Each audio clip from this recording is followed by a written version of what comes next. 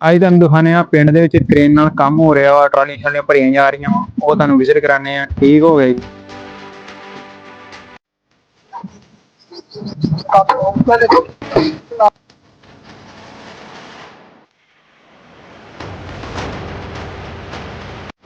अस्सलाम वालेकुम गाइस, कैसे हो आप सब? उम्मीद करता हूँ सब ठीक ठाक होंगे। तो आज आपको हम दिखाएंगे कि पिंड के अंदर जो क्रेन होती है वो मिट्टी को उठाती है, जो ज़मीनें ऊंची हैं उनको नीवी करने के लिए। तो भाई से भी इंटरव्यू लेते हैं, उनका क्या कहना है कि वो क्यों ज़मीन को नीवी करवा रहे हैं।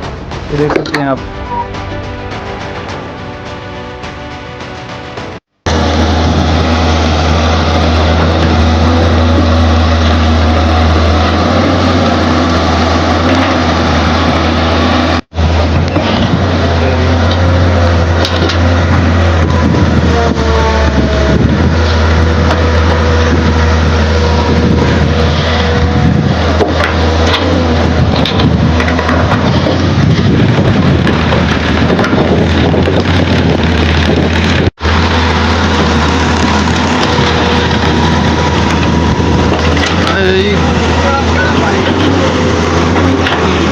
मिट्टी अकबर दी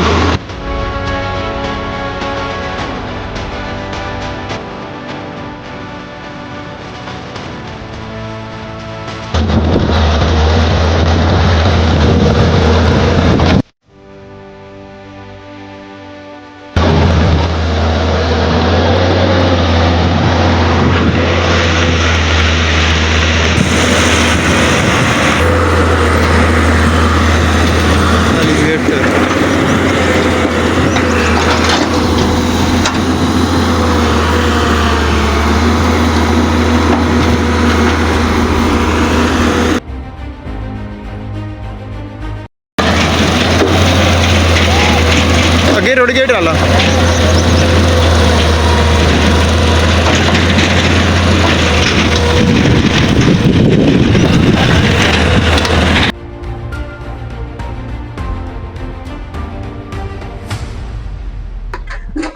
ये भाई है, इनसे पूछते हैं।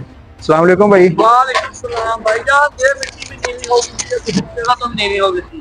ये शापर लगा के मैं पानी ना गिर जाता रहा वहाँ। इस वजह तो मैं मिट्टी आ रहा भाई सामने क्रेन लगी करी आ तो दिखा रहा वहाँ।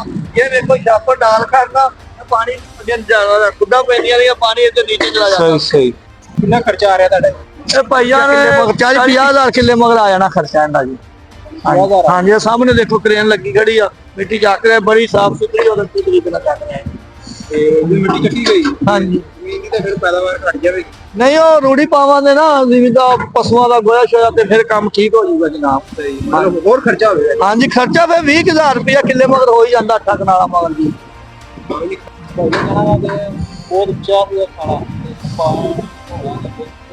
उम्मीद करदा कि ये वीडियो तुहानू पसंद आई होगी। अगर वीडियो पसंद आई तो वीडियो नू करो लाइक और चैनल हले तक सबसक्राइब नहीं किया तो सबसक्राइब कर लो, ताकि इसी तरह दी तुहानू आने वाली नई वीडियो सब तो पहले मिल सकन। हले मेरे आने वाले बहुत ही अच्छे प्रोजेक्ट आ जिहड़े तुहानू वेख के खुशी होगी। ओके जी, अल्लाह हाफिज़।